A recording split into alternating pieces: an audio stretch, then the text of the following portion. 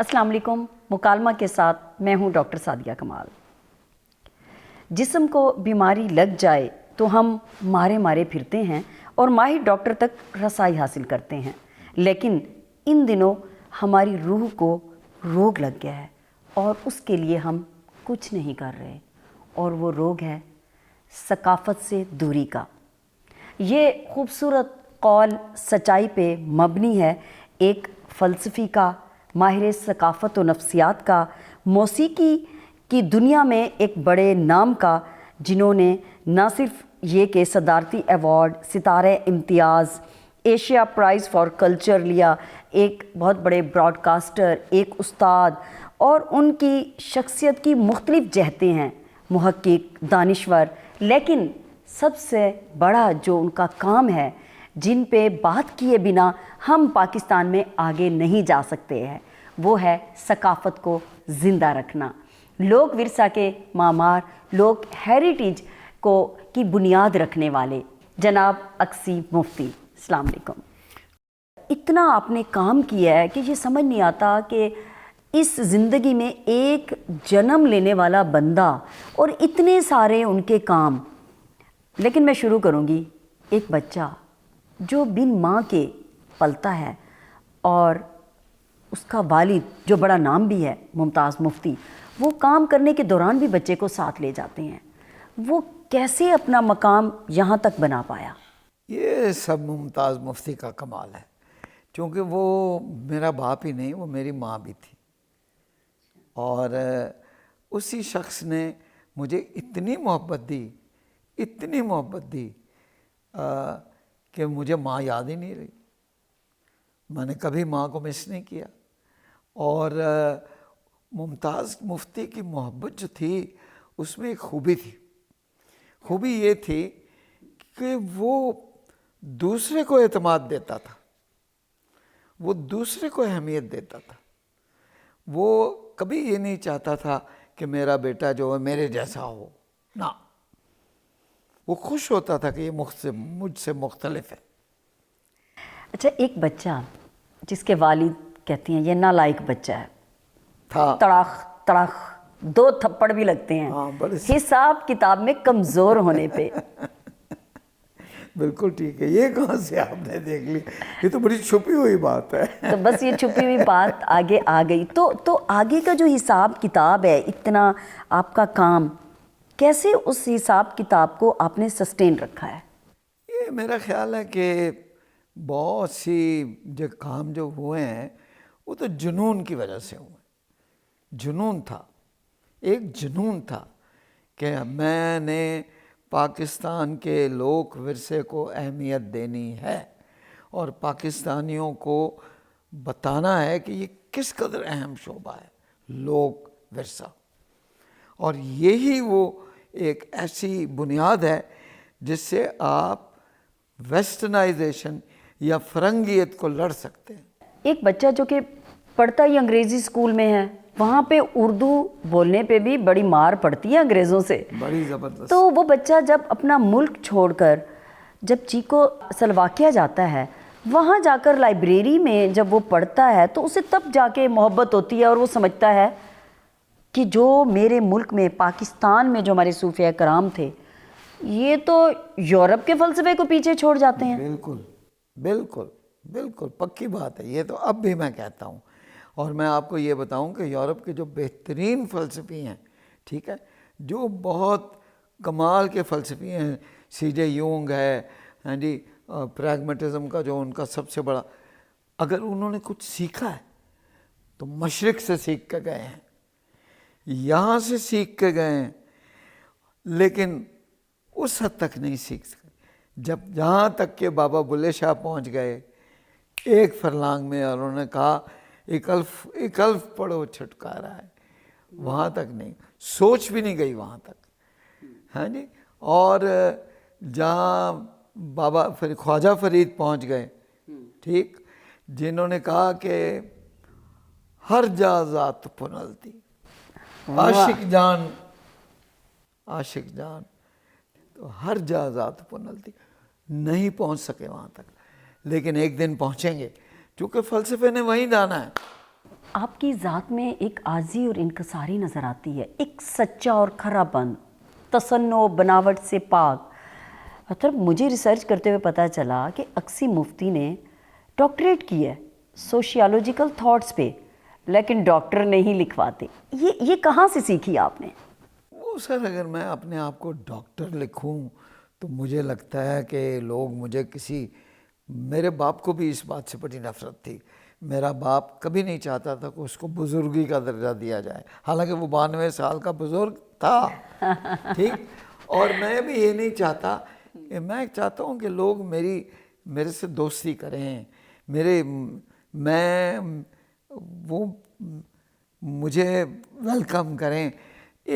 کہیں ایسا نہ ہو کہ مجھے کسی ایک پیڈسٹل پہ بٹھا لیں اور عزت کے مارے میرے قریب ہی نہ آئیں اور ڈرتے ہی رہیں. یہ میں نہیں چاہتا. میں ایک فولکلورسٹ ہوں. میں چاہتا ہوں عوام کے ساتھ ملنا. میں تو زمین پہ بیٹھتا ہوں، ٹابوں پہ کھانا کھاتا ہوں، ٹھیک، خود گاڑی چلا کے سارے پاکستان میں گھومتا ہوں.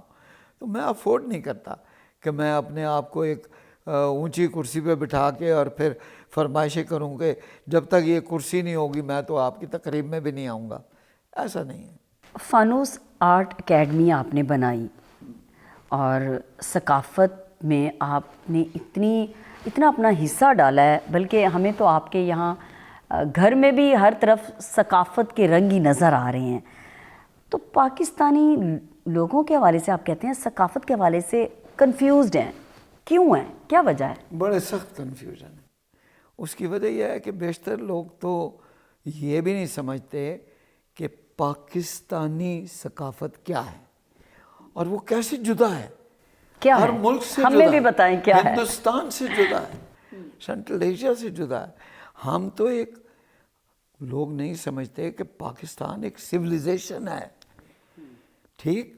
اس سویلائزیشن نے ہم نے دیکھیں سویلائزیشن کا جو پھیلاؤ تھا نا، وہ مشرق سے مغرب یہ ہمارے ملک میں ہم نے انڈیا کو دیا ہے. ہر چیز ہم نے دی ہے، حتیٰ کہ موسیقی تک ہم دے کے آئے. انہیں مسلمانوں کی کنٹریبیوشن ہے. پلاؤ ہم نے ان کو دیا ہے، بریانیاں ہم نے کھانے کو ان کو بتائی ہیں، باربیکیو ہم نے ان کو سکھایا ہے، پکوان ان کے ہم نے ٹھیک کیے ہیں، پوشاکیں ہم ان کو دے کے آئے ہیں. اردو زبان کہتے ہندی ہیں، بولتے اردو ہیں. ان سے اردو لے لیں تو ان کی جو بامبے کی انڈسٹری ہے فلم کی، وہ دھڑام سے گری ہو زمین پر. یہ سب حیرت انگیز ہے. اگر ہم اس کو سوچیں کہ ہم نے ہماری تہذیب، تمدن، پاکستان کی ثقافت، کتنے اس میں رنگ ہے، کتنا ریچ کلچر ہے. آپ جس بھی علاقے میں جائیں، جس بھی قوم میں جائیں، تو آپ کو وہاں پر جس طرح کے رنگ نظر آتے ہیں، امیزنگ. تو یہ بتائیں کہ ہم اس کے لیے ہم کر کیا سکتے ہیں؟ ہم اپنی ثقافت کے حوالے سے اتنے کمزور کیوں ہیں؟ ہم یہ کیوں سوچتے ہیں کہ ہم کمتر ہیں اگر اپنی ثقافت کو آگے رکھیں تو؟ اس کی مین وجہ یہ ہے سعدیہ کہ ہم پاکستان کو جانتے ہی نہیں. ہم کہاں جانتے ہیں اپنے ملک کو؟ یہ تو کراس روڈز پہ بیٹھا ہے. یہاں پر تو فرٹیلائزیشن ہوئی ہے سینٹرل ایشیا سے، پتہ نہیں کہاں سے، عرب سے، چین سے لوگ آئے ہیں. ٹھیک. اور یہاں پر سینچا ہے انہوں نے، ایک نئی ثقافت نے جنم لیا ہے.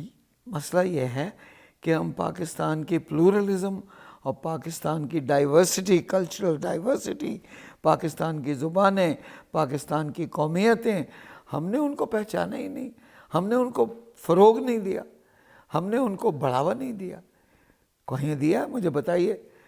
سرائیکی زبان کو بڑھاوا ملا؟ اگر خواجہ فرید نہ ہوتے تو کہاں ہوتی ہے سرائیکی زبان؟ پنجابی کو ملا؟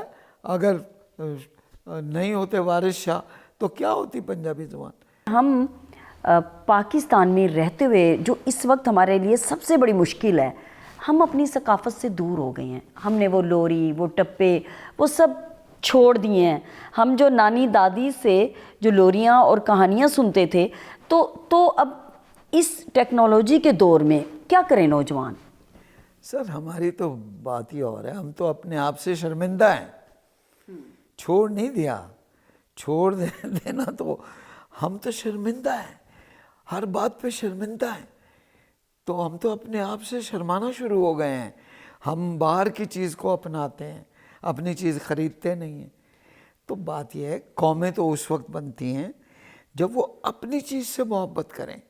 دیکھیں جو ہماری چیز ہے وہ ہم نے پیدا کی ہے، جو باہر سے آئی ہے چیز وہ تو باہر کی ہے، وہ تو ہمیں کہیں اور لے جا لیکن رہی یہ ہے۔ سکھائے گا کون نا؟ اس میں والدین کا اہم کردار یہ ہوتا ہم ہے، نے جیسے تو آپ کے والد آپ جن کو بابا مطلب آپ کہتے تھے، ممتاز مفتی، انہوں نے ایک بڑا اہم کردار ادا کیا کہ آپ کو سکھایا کہ کس طرح دھرتی سے، اپنی جڑوں سے، اپنی زبان سے محبت کی جاتی ہے۔ وہ جڑت کون پیدا کرے گا؟ والدین کریں گے کیا؟ وہ دیکھیں اب جو ہم اتنی دور نکل آئے ہیں تو کسی چیز کی قیمت، قدر و قیمت اس وقت ہوتی ہے جب وہ کھو جائے، یہ تو پکی بات ہے۔ جاپان چلے جائیں، وہ کھو چکے ہیں، ان کے پاس لوریاں ختم ہو گئی ہیں، گانے ختم ہو گئے ہیں، ایک لوک گیت ان کو مل جائے نا تو ان کے سارے پروفیسر، ساری یونیورسٹیاں بیٹھ جاتی ہیں۔ ہمارے ہاں تو یونیورسٹی میں کچھ پڑھایا ہی نہیں جاتا، ہمارے ہاں تو یونیورسٹی میں باہر سے آئی ہوئی کتابیں پڑھائی جاتی ہیں۔ آپ جو نفسیات پڑھتی ہیں اس میں سانس اور نو کا جو جھگڑا ہے وہ تو ہے ہی نہیں، اس میں ہمارا والا پاگل تو ہے ہی نہیں، وہ تو امریکی پاگل ہے۔ جو ہم مینٹل ڈیزیزز بھی پڑھتے ہیں وہ ہماری بیماریاں نہیں ہیں، ہم تو انگریزی کتاب پڑھ رہے ہیں۔ تو ہمارا مسئلہ یہ ہے جو میں نے پہلے کہا تھا، ایک ہی حل ہے، ایک طرف ہے ویسٹرنائزیشن، مغربیت، دوسری طرف ایک راستہ تھا اب بھی ہے انڈیجنائزیشن، مقامیت۔ ہر علاقے کی مقامی ثقافت کو فروغ دیا جائے، ان لوگوں کو پہچانا جائے، ان کی بولی جو ہے اس کو پروموٹ کیا جائے، ان کے ادب کو پروموٹ کیا جائے، تب پاکستان جو ہے ایک قوم بنے گا۔ یہ خوبصورت بات کی آپ نے مقامی ثقافت کو، لیکن اب عموماً یہ تصور پایا جاتا ہے مقامی ثقافت دیہاتوں تک بند ہو گئی ہے۔ افسوس، کیا ایسا ہے؟ نہیں، دیہاتوں میں بھی ختم ہو رہی ہے، بہت افسوس ہے، چونکہ ایک تو یلغار، کیسے لے کے آئیں ہم؟ ایک یلغار ہے جو باہر سے آ رہی ہے، ایک ہریکین ہے، ایک سونامی ہے، اور وہ یوں ہم پہ چھا گئی ہے کہ ہم ویسٹرنائز ہوتے جا رہے ہیں۔ آپ دیکھیں آپ کسی متوسط طبقے کے گاؤں میں بھی آپ ڈرائنگ روم میں جائیں، اس نے ایک ہانگ کانگ کی گڑیا جو ہے نا وہ سجائی ہوگی، کوئی پاکستانی چیز اس کے ڈرائنگ روم میں نہیں ہوگی۔ ہماری ذہنیت ایسی ہو گئی، بڑی بدقسمتی ہے، ہمیں اپنی چیز کا حسن نظر نہیں آتا۔ ہمارا مٹی کا پیالہ جو ہیر کا پیالہ تھا وہ تو بننا بھی بند ہو گیا، وہ باریک بہاولپور میں جو بالکل کاغذی پوٹری تھی، پیپر تھن، خاص طور پہ نواب بنواتے تھے، وہ کہاں ہے؟ آج ختم ہے۔ مٹی کے برتن خود اگر سے، آج آپ کو وہ برتن دیکھنے ہیں تو آپ کو برٹش میوزیم جانا پڑتا ہے، پاکستان میں نہیں ہے، کہیں نہیں ہے، چونکہ ہم نے ان کو استعمال کرنا۔ دیکھیں بڑی سیدھی بات ہے، فرض کیجئے کہ ایک ماتھے کا ٹکا ہے یا ایک خاص قسم کے جھمکے ہیں، اگر آپ اس کو پہننا چھوڑ دیں گی تو سونار بنائے گا؟ بالکل بھی نہیں بنائے گا، جب اس کی مانگ ہی نہیں تو ہوگی۔ یہی ہوا ہے ہمارے ساتھ، ہم نے جب اپنی ہر چیز کو چھوڑ دیا، ہم نے سوسی بنانی چھوڑ دی، ہم نے اپنے ہر زیور کو چھوڑ دیا، ہم نے اپنی ہر چیز کو چھوڑ دیا۔ خوش قسمتی ہے کہ ہماری عورتیں اپنا لباس پہنتی ہیں، ہمیں مرد تو اپنا لباس بھی چھوڑ گئے، انہوں نے سوٹ کوٹ ٹائی، ٹھیک ہے نا۔ تو جب آپ اپنی ہر چیز، ہم نے اپنی زبان چھوڑ دیں، ہم تو یونائٹڈ نیشنز میں بھی جا کے انگریزی بولتے ہیں۔ اچھا، تو آپ نے مقامی ثقافت کی جو بات کی، تو معیشت سے بھی کہیں ہم جوڑتے ہیں، ظاہر ہے نوجوان کے لیے تو روزگار کا ذریعہ ہوگا، تو اس کے لیے کیونکہ ظاہر ہے آپ نے ایک ملک کا بڑا ادارہ جس کی آپ نے بنیاد رکھی، آپ اس کے معماروں میں ہیں، آپ نے اتنا کام کیا، تو بتائیں کہ کس طرح سے ہم اس کو جوڑ کے آگے ہمارے نوجوان بڑھیں؟ کہ اکانومی بھی جب تک ثقافت کے ساتھ نہیں جڑے گی فروغ نہیں پائے گی. اکانومی عوام کے لیے ہوتی ہے. اکانومی ایویں سڑکیں بنانے کے لیے نہیں ہوتی, عوام کے لیے ہوتی. جب تک عوام کے ساتھ نہیں جڑے گی اکانومی فروغ نہیں پائے گی, کبھی نہیں پائے گی. آپ کا ساتھ کہیں پہ فیض احمد فیض کے ساتھ بھی رہا, بالکل, اور دو انہوں سال. نے آپ کو تھوڑا سا سپورٹ کیا, زبانی چاہے کیا ہوگا. Folklore research centre. نہیں, فیض شاعر تو بڑے تھے, انسان بھی بہت بڑے تھے ماشاءاللہ. میں نے 2 سال ان کے ساتھ کام کیا. صحیح. تو فوک لور ریسرچ سینٹر جو آپ نے بنایا, اس میں انہوں نے آپ کو پوش کیا کہ آپ اس کو بنائیں جائیں, اور آپ نے اس کو بنایا.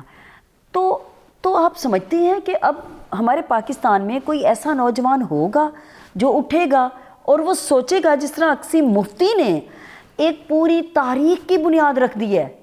ہو سکتا ہے انشاءاللہ. وجہ پتہ کیا ہے؟ پاکستان کے پاس راستہ نہیں ہے, نکلنے کا بھی راستہ نہیں ہے. پاکستان نے اپنے آپ کو اس جگہ پہ لا کھڑا کر دیا ہے کہ اس کے پاس راستہ نہیں ہے, اور یہ سیاست کا راستہ نہیں چلے گا, اکانومی کا راستہ نہیں چلے گا.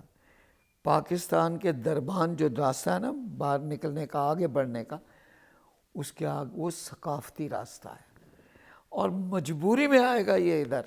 ہمارے بچے مجبوری میں ڈھونڈتے آئیں گے, اپنے آپ کو ڈھونڈیں گے. ایک دن آپ دیکھ لیجئے گا, کوئی بھی بندہ اپنے آپ سے بیگانہ نہیں ہونا چاہتا. وہ آپ دیکھ لیں جو اوورسیز پاکستانی ہے نا, پچھلی بار میرا ایک دوست آیا, میرے ساتھ بیٹھ کے لاہور جا رہا تھا, تو اس کی بیگم بھی تھی, تو بیگم ہائے شکرکندی, ہائے میں نے کھانی ہے وہ شکرکندی. دیکھیں وہ کہاں ساری زندگی نیو یارک رہ کے اور بوسٹن رہ کے, اور یہاں آ کے شکرکندی ڈھونڈتی پھرتی ہے. بھائی جو شکرکندی کی مہک ہے, جو اس کا ٹیسٹ ہے, نہیں وہ آپ کہیں چلے جائیں وہ کہاں ملے گا. وہ نہیں, شکرکندی نہیں ہے, وہ سادیہ زمین ہے, مٹی بولتی ہے. تو یہ آئیں گے واپس, آپ گھبرائیں نا, یہ آئیں گے, ہمارے سب نوجوان واپس آئیں گے. آپ نے سفر کیا, 6 ماہ کا سفر کیا, اور آپ گاؤں گاؤں گئے اور اتنی آپ ریکارڈنگ لے کے آئے, لوک گیت, میراثی, بھانڈ, اور وہ سب جو ہماری ثقافت کا حصہ ہوتے ہیں, اور آپ نے ویڈیو آڈیو آرکائیو بنائی, اتنا آپ نے کام کیا. میڈیا کا ثقافت کو بڑھانے میں کوئی کردار کیسے آگے بڑھ سکتا ہے, ڈیجیٹل میڈیا کا؟ میں پیچھے کی بات نہیں کر رہی, میں اب آگے کی طرف آ رہی ہوں کہ نوجوان کیا کریں. افسوس یہ ہے کہ ٹیکنالوجی جب آتی ہے نا کسی قوم کے پاس, تو اس کو سیکھنا ہوتا ہے کہ اس کو میں استعمال کیسے کروں. اب یہ کیمرہ ہے, یہ ٹیکنالوجی ہے نا, اس کیمرے سے, یا ایک پستول ہے, بندوق ہے, ٹیکنالوجی ہے, اس سے میں اپنے دشمن کو مار سکتا ہوں, اس سے میں اپنی حفاظت کر سکتا ہوں, اس سے میں اپنے آپ کو قتل کر سکتا ہوں, شوٹ کر سکتا ہوں. ہم نے ٹیکنالوجی کو اپنے آپ کو غارت کرنے کے لیے استعمال کیا. میں معافی چاہتا ہوں, اس میں تمام ٹیلی ویژن اسٹیشن شامل ہیں. ہم نے کلاسیکی موسیقی کا بیڑا غرق کر دیا. ٹھیک, ہم نے اچھی اعلیٰ قسم کی غزل گو جو گانے, ہم نے تو مٹکنے والے ویسٹرن قسم کے گانے گانے والے یورپی سازوں کے ساتھ کھڑے ہو کے مٹک مٹک. ریٹنگ کا چکر آ گیا نا, ریٹنگ غلط جگہ پہ چلی گئی نا. ہم نے کمرشلزم اپنے آپ کو نہ تو ہم نے پروٹیکٹ کیا, نہ سنبھالا دیا, نہ فروغ دیا. یہ سارا میڈیا مجھے بتائیں, کوئی گاؤں کا پاکستان دکھاتا ہے؟ کوئی گاؤں کے لوگوں کو, ہمارے گاؤں جو ہیں وہاں پر ان پڑھ شاعر ہیں, ایسے ایسے شاعر ہیں. میں کہتا ہوں جی, ابھی میں گیا تھا سکردو, شگر, وہاں کا جو بہترین شاعر ہے وہ موچی ہے, ان پڑھ ہے. بڑے بڑے شاعر اس کے جا کے قدموں میں بیٹھتے ہیں. ہم نے کبھی دکھایا؟ ہم نے کبھی ان لوگوں کو کچھ, ہمارے میڈیا کا کوئی رول ہے اپنے آپ کو پروجیکٹ کرنے کا, پاکستان کی سرزمین مٹی کی بات کرنے کا؟ لیکن مفتی صاحب اب تو موبائل جرنلزم آ گیا ہے, سٹیزن جرنلزم آ چکا ہے, ہر شہری جس کے ہاتھ میں موبائل ہے وہ جرنلسٹ ہے. اب تو یہ ہو سکتا ہے نا کہ وہ اپنی ثقافت, تہذیب, تمدن, معاشرت اور اس کو آپ پریزرو بھی کر سکتے ہیں اور آپ دکھا سکتے ہیں. بچے جو ہیں نا ہمارے نوجوان, وہ اپنے موبائل سے پاکستان دکھا رہے ہیں اور خود بھی دیکھ رہے ہیں. میں آپ کو شرط کروں, فرض کیجئے کہ آپ نے مسگر ویلی جو کہ قدیم رستہ تھا سلک روٹ کا, آپ نے مسگر ویلیو پہ وی لاگ دیکھنا ہے, آپ کو کسی ٹیلی ویژن کا نہیں ملے گا. 38 ٹیلی ویژن ہے, کسی کا نہیں ملے گا. آپ کو کس کا ملے گا؟ ایک نوجوان لڑکے کا جو اپنا موبائل لے کے گیا اور وہ آپ کو دکھا رہا ہے کہ یہ دیکھیں یہ رستہ ہے کراکرم ہائی وے سے, ادھر جائیں, اس گلیشیئر کے پاس یہ مسگر ویلی ہے, یہ یہاں کا ناچ ہے, یہ یہاں کا کھانا ہے. تو یہ ہو رہا ہے اور یہ مزید ہوگا. لوگ پاکستان, موبائل آ گیا ہے, لوگ ہمارے نوجوان اسکوٹروں پہ بیٹھ کے پاکستان ڈسکور کر رہے ہیں. ماشاءاللہ سے آپ نے پاکستانی ثقافت کے اوپر بہت خوبصورت لکھا, اللہ محمد پہ لکھا, جبکہ آپ کے بابا مرحوم جو ہیں ان کی آپ نے کتاب تلاش ان کے جانے کے بعد آپ نے اس کو پبلش کرایا. لیکن اقصی مفتی, ممتاز مفتی کا اکلوتا بیٹا, وہ قلم ان کے اس دنیا سے جانے کے بعد ہی اٹھاتا ہے, ایسی کیا وجہ ہے؟ سر یہ تو ان کے ہوتے ہوئے تو سوال ہی نہیں. میری تو تینوں کتابیں دیکھ لیں, اس میں ممتاز مفتی بڑے کھڑے ہیں اور میں بالکل ان کے ساتھ نیچے کھڑا ہوں, چونکہ میں سمجھتا ہوں, دل سے سمجھتا ہوں کہ میرے والد جو تھے وہ بورن ادیب تھے, پیدائشی ادیب تھے. پیدائشی ادیب تھے. ہاں, اور میں سیکھا ہوا ہوں انہی سے. صحیح, لیکن آپ نے عملی طور پہ بہت کام کیا ثقافت کے لیے. یہ بڑی فرق بات ہے. ہاں, کچھ ادیب ہوتے ہیں, کچھ گائک ہوتے ہیں جو پیدائشی گائک ہوتے ہیں, جیسے عابدہ پروین ہے, جیسے مہدی حسن تھا, پیدائشی گائک. تو آپ بھی تو پیدائشی ہوئے نا, آپ نے جب ممتاز مفتی کے گھر آنکھ کھولی تو گھٹی میں شامل ہوا نا آپ کے. ہاں بس وہ آ گیا کچھ, لیکن میں پیدائشی نہیں ہوں, محنت کر کے سیکھا ہے. ہاں, لیکن آپ نے عملی طور پر اتنے کام کیے ہیں کہ اس پاکستان میں ایک بہت بڑا, صرف یہ نہیں ہے عملی طور پر, بلکہ میں تو آپ کی اس میں پڑھ رہی تھی کتاب میں کہ جو آپ نے اپنی آپ بیتی لکھی ہے, اور اس میں یہ تھا کہ آپ کے بابا مرحوم نے آپ سے کہا کہ مجھ سے لڑکوں نے آ کے پوچھا ہے کہ اقصی مفتی کے ابا ہیں. تو یہ جو مہا اوکھا مفتی ہے بابا کے حوالے سے تو نہیں ہے کہیں؟ یہ اسی کے حوالے سے ہے. میں نے جان بوجھ کے, وہ تو آپ کے یار تھے, پھر وہ اوکھے کیسے ہوئے؟ اس لیے لکھی ہے کہ وہ 2-3 کتابیں لکھ گئی ہیں, اوکھے ولڑے مزید اوکھے, ان میں انہوں نے ہمارا کردار اندر لکھا ہوا ہے کہ یہ اوکھے لوگ ہیں. تو ان کے مرنے کے بعد پھر میں نے یہ کتاب لکھی ہے کہ اصل اوکھے تو آپ خود تھے جو ہمیں اوکھے. تو یہ ان کا جواب ہے, مہا اوکھا مفتی. یہ ان کی کتابوں کا جواب ہے. ان کی کتابوں کا آپ نے جواب دیا ہے. ہاں, کہ مہا اوکھا تو آپ تھے. تو آپ کو اپنا کیا زیادہ پسند آیا؟ مطلب آپ نے فلسفے کو چنا, پھر نفسیات کو, اور پھر اس کے بعد آپ مطلب ایک کام آپ کرتے تھے اور وہ اچھا کام کیا, اس کے بعد پھر آپ دوسرے کام کی طرف چلے جاتے تھے. مختلف رخ ہیں, مختلف سمتیں ہیں جہاں آپ جا رہے ہیں. میں اس معاملے میں بہت عجیب میرا کام رہا. مثلا میں پینٹ کرتا تھا, کوئی نہیں جانتا کہ میں پینٹر تھا. میں جب میں بی اے میں تھا, انٹرمیڈیٹ میں تھا, میں پینٹر تھا, میں بہت اچھا پینٹ کرتا تھا. تو آپ کی اب اہلیہ سحر بھی پینٹ کرتی ہیں؟ سحر تو بہت اچھا پینٹ کرتی ہیں. صحیح. سحر تو واٹر کلر بھی کرتی ہیں, وہ بھی کرتی ہیں, لیکن وہ خود کرتی ہیں, اس میں میرا کوئی تعلق نہیں ہے. تو میں پینٹ کرتا تھا. تو یہاں پر ایک پہلی گیلری کھلی, بسکے نے کھولی, فرینچ مین نے کھولی پنڈی کلب کے پاس. تو اس نے ایک میری بھی پینٹنگ لگا لی, تو وہ پہلے دن بک گئی. 500 روپے اس نے مجھے دیا کہ آپ کی پینٹنگ بک گئی ہے. میرا پینٹنگ کا شوق ختم ہو گیا. اس کے بعد میں نے پینٹ نہیں کیا. میں نے فوٹوگرافی شروع کی. فوجی طبلہ بھی بجایا آپ نے؟ اچھا, فوجی کلر کا نمبر 1 ایوارڈ مجھے مل گیا فوٹوگرافی میں, پہلا ایوارڈ نیشنل کمپٹیشن میں. میری فوٹوگرافی چھوٹ گئی. میں نے چھوڑ دی. میں نے طبلہ آپ بجایا, سوئچ فوراً کرتے میں تھے. نے طبلہ بجایا, میں اتنا اچھا بجانا شروع ہو گیا, انٹرمیڈیٹ میں بجا. میں نے کلاسیکل استاد صاحب تھے, ان کے ساتھ طبلہ بجایا. میں نے دیکھا میں بجا لیتا ہوں, میرا طبلہ چھوٹ گیا, میں نے چھوڑ دیا. میں نے ریڈیو کیا. آخر یہ بھٹکتی ہوئی روح چاہتی کیا ہے؟ وجہ یہ تھی کہ میرا خیال ہے ہاں مجھے اللہ میاں کی طرف سے کہیں رکنے نہیں دیا گیا, کہیں رکنے نہیں دیا.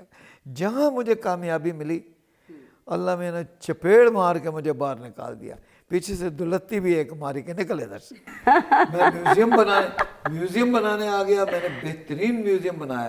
جس دن وہ بن گیا مجھے نکال دیا گیا میوزیم سے.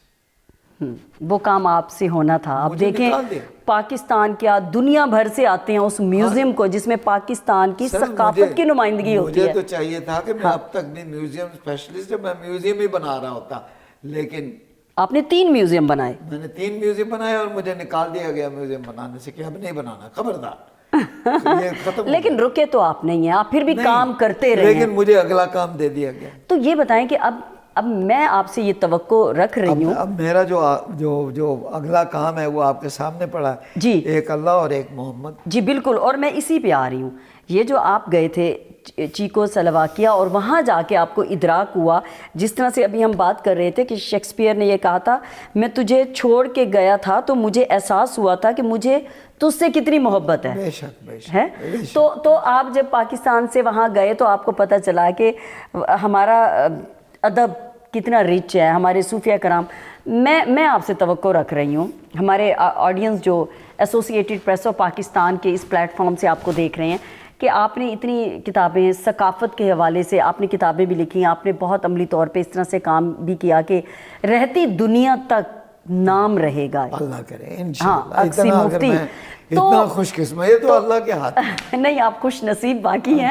یہ بتائیں کہ کیا ایک کتاب ایسی آپ دیں گے ہمارے نوجوانوں کو جو آج کے دور میں ایک تقابل ہو؟ مجھے ایسے لگتا ہے کہ ہم وہ آخری اس وقت نسل ہیں جو یہ سب ثقافت اور ان چیزوں کو دیکھ رہی ہیں, جو دادی نانیوں سے ہم لوری ٹپے سنتے تھے. تو آگے کا کیسے مستقبل آپ پاکستان کا کیا دیکھتے ہیں؟ کیا کتاب دیں گے آپ؟ وہ کتاب تو میں نے ایک دے دی ہے, اس کا نام ہے پاکستانی محمد ثقافت مصطفیٰ دور جدید میں, prophet Muhammad in modern times. آج کے لیے, آج کے نوجوان کو پھر سے سمجھنا ہے کہ رسول مقبول کیا تھے, کون تھے. آج کے حوالے سے, نہ 7ویں صدی کے حوالے سے نہیں, 2023 کے حوالے سے, آج کی صدی میں. آپ نے اللہ بھی لکھی ہے, جس میں نے اللہ بھی ڈاکٹر نجیب عارف نے ترجمہ کیا ہے. آج کے حوالے سے لکھی ہے. تمام سائنسز جو ہے نا, فزکس, کیمسٹری, لائف سائنسز, فلسفہ, سائیکالوجی, اس کو لے کے اللہ سمجھایا. تو یہ آج کے حوالے سے دونوں کتابیں ہیں. تو آپ کوئی نوجوانوں کو, ہماری آڈینس کو میسیج دیں. پاکستانی ثقافت میں نے لکھی ہے پاکستان کے حوالے سے, وہ بھی آج کے حوالے سے ہے. لیکن مسئلہ یہ ہے کہ ہمارے نوجوان جو ہیں, مسئلہ اور ہے, وہ کتاب تو پڑھ نہیں رہے. ہمارے نوجوان تو نیٹ پہ ہیں, اور نیٹ پہ یہ کچھ نہیں ہے. تو لہذا میرا اگلا مرحلہ یہ ہے کہ پاکستان کو انٹرنیٹ پہ جانا ہے. مجھے یہ سب کتابیں انٹرنیٹ پہ ڈالنی, اور آپ کو بھی جو کام کریں انٹرنیٹ پہ ڈالیں, چونکہ ہمارے بچے انٹرنیٹ پہ پڑھتے ہیں, کتاب نہیں پڑھتے. یہ ڈیجیٹل ٹائم آپ کہہ رہی ہیں نا کہ ڈیجیٹل ایج ہے, تو پبلشنگ بھی ڈیجیٹل پہ چلی جانی چاہیے. یا سوشل میڈیا پہ جائے یا ڈیجیٹل پہ جائے. اب آپ جو کر رہی ہیں سوشل میڈیا پہ ڈالیں گی تو پھر کام تو ہو رہا ہے, لیکن یہ اور ہونا چاہیے. اور یہ سوشل میڈیا وہ نہیں ہونا چاہیے جو صرف پاکستان یا اسلام آباد تک محدود ہو. یہ گلوبل ایج ہے, اس کو باہر جانا چاہیے. اسی لیے میں انگریزی میں کتابیں لکھ رہا ہوں. میسیج آپ دینا چاہیں؟ دیکھیں, میں انگریزی میں کتاب لکھ رہا ہوں. کیوں لکھ رہا ہوں؟ انٹرنیشنلی یہ میں میسیج دنیا کے لیے لکھ رہا ہوں. صحیح, پالیسی میکنگ اور ان تک جائے. آپ میسیج دینا چاہیں گے؟ میسیج یہ ہے, جو اب ثقافتی کی بات, پہلی بات تو یہ ہے کہ ثقافت کی اہمیت جو ہے وہ پاکستان کو ہر صورت سمجھنی ہوگی، ورنہ پاکستان کی بقا نہیں ہے۔ یہ میرا پہلا میسج ہے۔ دوسرا میسج یہ ہے کہ جو لوگ یہ سمجھتے ہیں، لوگ مجھے کہتے ہیں او مفتی صاحب کیا آپ چرخوں کی باتیں کر رہے ہیں، آپ چاہتے ہیں ہم پیچھے چلے جائیں، ہم جا کے نہ، میں تو آگے لے جانا چاہ رہا ہوں، میں پیچھے کی بات نہیں کر رہا۔ اگر ہم گلوبلائزیشن کی ایج میں چلے گئے ہیں تو جتنی دنیا گلوبلائز ہوگی اتنی آپ کی مقامی ثقافت کی اہمیت بڑھتی جائے گی، بھولے گی نہیں۔ یہ وہ دال کا کوکڑو ہے جو گلے گا نہیں، بالکل صحیح۔ جو آپ کو وہ ہر وقت آپ کو کھینچے گا۔ تو آپ گلوبلائزیشن سے مت ڈریں۔ گلوبلائزیشن دیکھیں، بات یہ ہے گلوبلائزیشن آپ کے ہاتھ میں نہیں ہے، وہ تو آئے گی، بالکل آنے والے کو کون روک آنے سکتا سے ہے؟ کوئی نہیں روک سکتا۔ بالکل نہیں روک آپ کے سکتے۔ ہاتھ میں کیا ہے؟ آپ کے ہاتھ میں یہ ہے کہ آپ کی جو ثقافت ہے، آپ کی جو ہیریٹیج ہے، اس کو فروغ دیں، اس کو اہمیت دیں، اس کو محفوظ اور کریں۔ یہ وہ طریقہ ہے گلوبلائزیشن کو بھی تھامنے کا۔